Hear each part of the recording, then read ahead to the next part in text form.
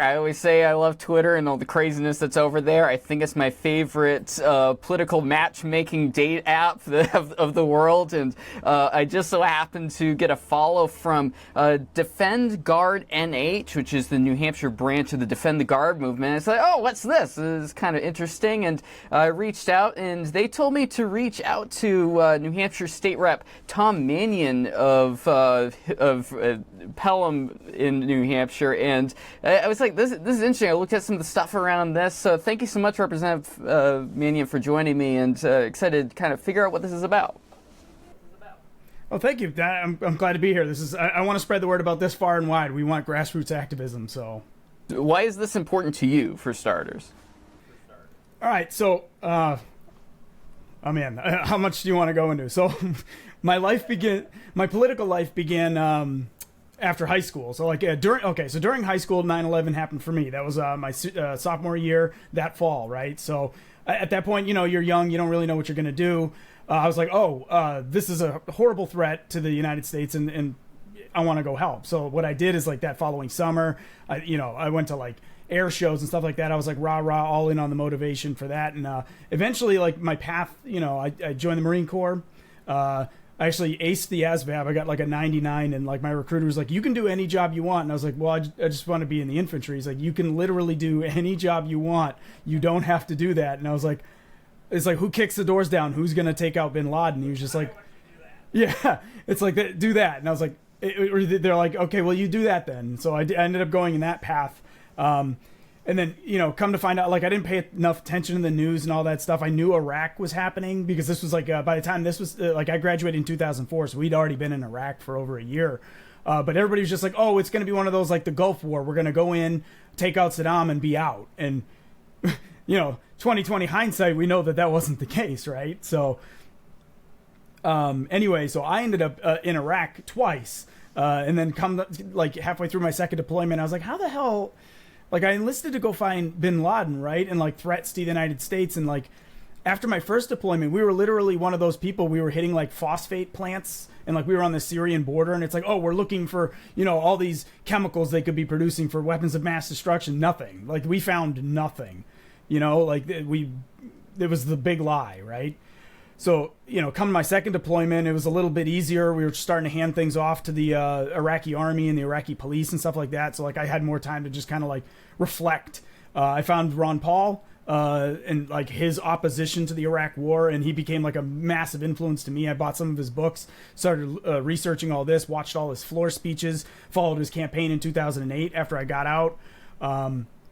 And I've become vehemently anti-war ever since. Like, I wanted us out of Iraq as soon as possible, out of Afghanistan as soon as possible. All that. And then, like, fast forward to today, like, I get in the State House and I hear about this Defend the Guard, which actually, it gave me, like, a flashback to my first deployment. There was a guy that we had in 2005.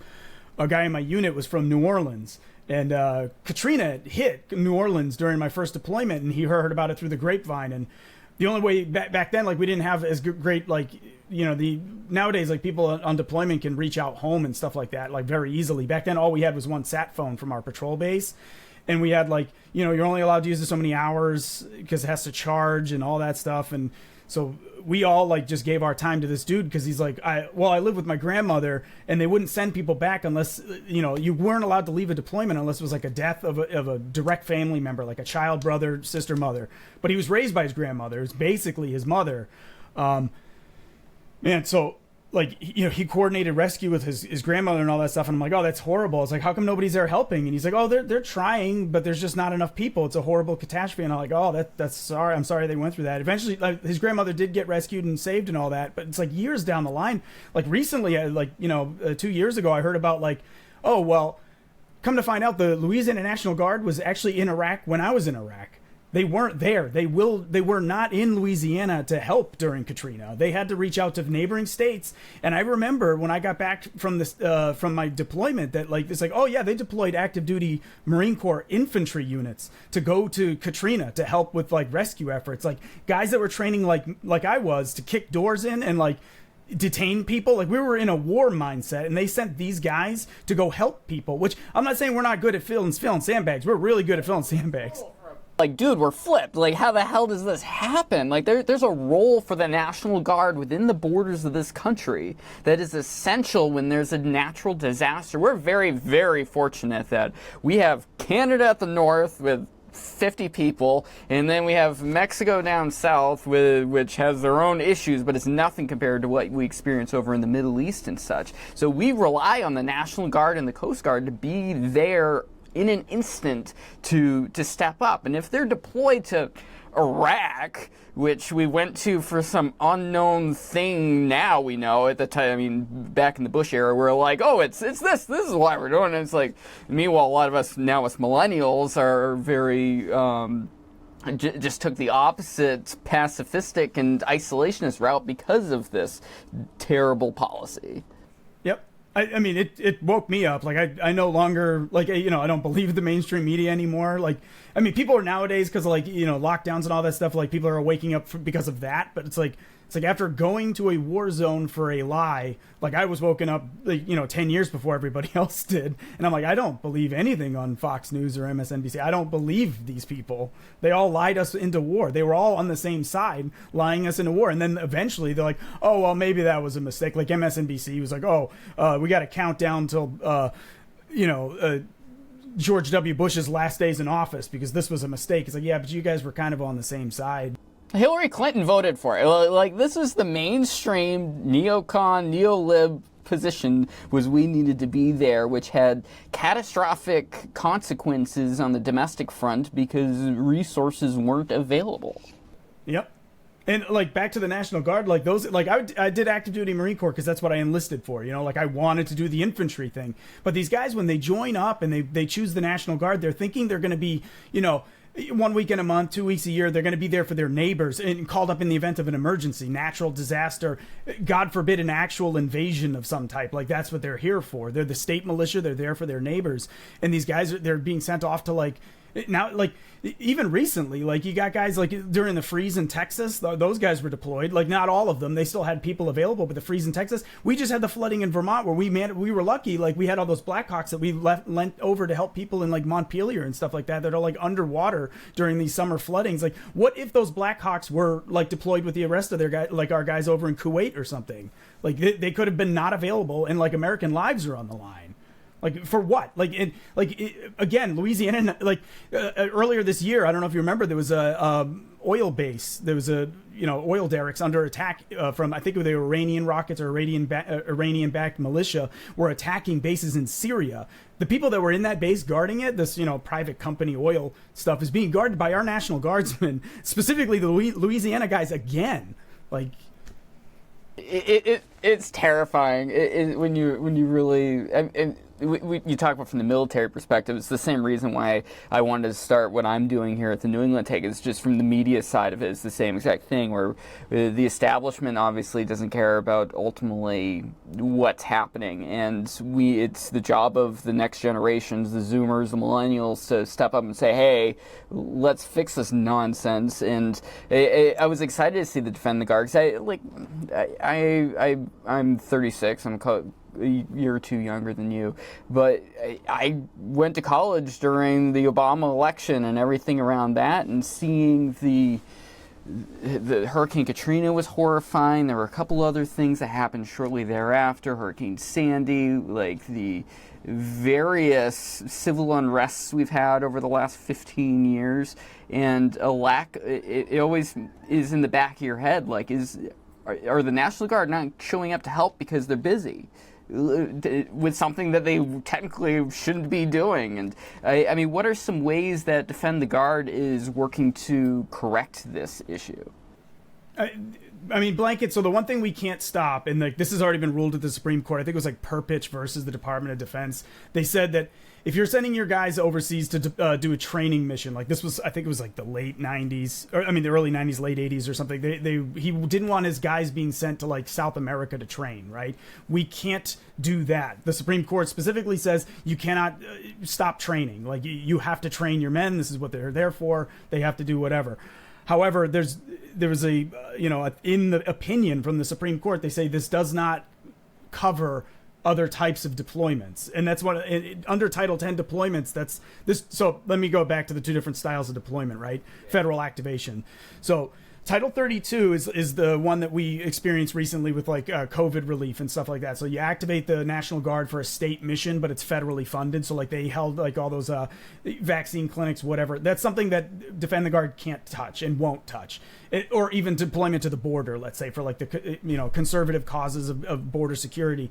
That's a viable use of the National Guard. We're not trying to stop that. And we're not even trying to stop the Title 10 training missions where like, or we can't, there's no reason to stop them, where they would go and help other countries with whatever issues, like even deploying to like Haiti or something, help them, as a relief effort. But if it's a conflict zone, like Syria is the number one on the top of my head, because like I can't believe that we have National Guardsmen guarding oil company property in a desert that we should never have been in the first place, let alone Iraq. We're now in Syria, which is like spillover effects of the Iraq war, right? And the regime change that was occurring under like the Clinton State Department, stuff like that, where they just like fomented all this chaos. And now like we're there still in Syria right now.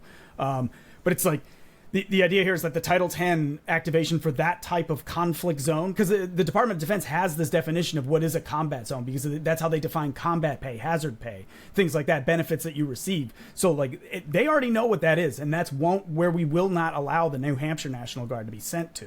And like, so it's like a one tiny sliver, and it doesn't stop any of the other activations and anything like that. Like people are saying, oh, we're going to lose funding. It's like, we're not going to lose funding for anything that requires like, the federal government to be doing its job, like defending our border, helping with whatever COVID relief or natural disasters. And there's also like the third activation is what its main purpose is. The state, that's just state mission, not Title 30. It's nothing to do with U.S. code. That would be like Governor Sununu calls them up to help because of a natural disaster within the state, like flooding and stuff like that. That's completely untouched. All three of those are untouched. It's only that specific subset of a Title 10 activation where it goes to a combat zone, or they act as an instrument of war. They may not be in the combat zone, but they're shelling into a combat zone. Like let's say they're in Kuwait firing into Iraq. That would constitute. So. Yeah, I mean, what can the state legislature do? I mean, that's your current role as the state representative.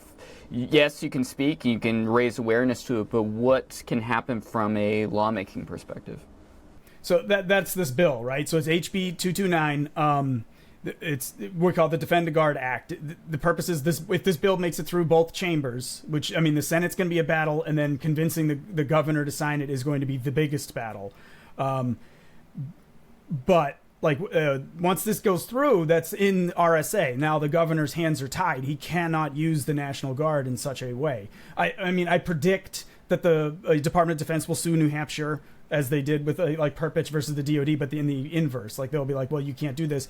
And that is a fight that I think we should be fighting. We should take this to the current makeup of the Supreme Court, which seems to be reevaluating really bad precedents like made in the past, and realizing that the power remains with the militia belong to the states, and they get activated in the event that the United States as a federal entity needs them for specific purposes, not to just use them as a budget. As a budget army. They have the active duty army. They're just using this budget cutting method of exploiting states' militias to fill the void that they can't fill themselves, because they can't recruit people and they don't want to pay for housing and bases that are federally owned. How are other states doing on this front? So it's been filed in 36 states from the last number I heard total. It's passed the Arizona Senate, and there's some really good people behind that over there, but their speaker, like the way their government is structured, is I guess the speaker of their house can just deny any bill getting a hearing just unilaterally, which I think is insane.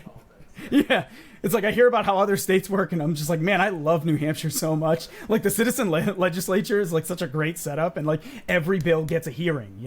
Like I mean, leadership has their own way of like kind of making bills go away, but it gets a hearing bare minimum every damn bill. So like anyway, so it's sitting like in the speaker's office from what I understand in Arizona, and I believe it also passed the Montana House. I'd have to double check that, but I think it's doing the same thing over there, where their Senate president will not allow it to hit the floor. So the only opposition is obviously it's coming from like the Department of Defense down through these adjutant generals that are basically threatening them. They're not even like saying you will lose funding. And that's something that I went back and rewatched our hearing. Like our deputy adjutant general went before our committee, and he said that it's like, well, we're not going to necessarily lose the money for sure. That just puts it at risk.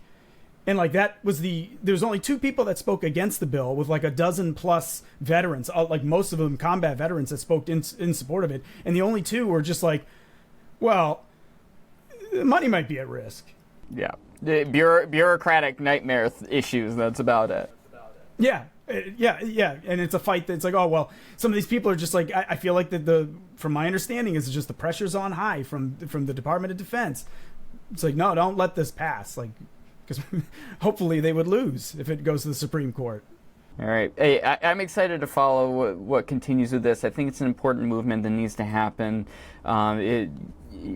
Where should people go if they want to learn more about it and put their support behind it?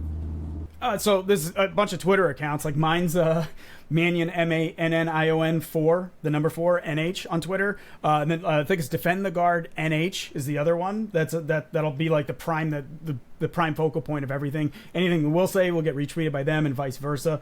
It's all great. DefendTheGuard.us is their main website if you want to just see how this is happening at like a national level, like all the progress being made in other states. Like if you don't live, like I don't know the reach, but if you don't live in New Hampshire, pressure your reps. You know what? Even if you live in New Hampshire, pressure your damn reps. We have. Yeah, we have we have a really awesome House makeup right now. From what I understand, I've spoken to some of the other people with the bill, and like the Progressive Caucus is on board, and then the entire Liberty Caucus is on board here. So that makes up like a good third of the House. And then if we can just kind of like get like there still exists anti-war Democrats, and I still speak to them. Like my father's one, like they because I went to war, so like he's an anti-war. Like regardless of what Biden's doing in Ukraine, he's disagrees with Biden on this one subject. He's like, he doesn't want to escalate world tension, because like I went to the Marine Corps, my sister joined the Army. Like he knows firsthand, like this is not sustainable. So like just follow me on Twitter, follow Defend the Guard Defend the Guard on US, and Bring Our Troops Home. That's the other organization, the parent organization of this entire movement. And those are really great people. So Representative Tom Mannion, thank you for your service. Thank you for joining me and promoting this important topic. Thanks for having me.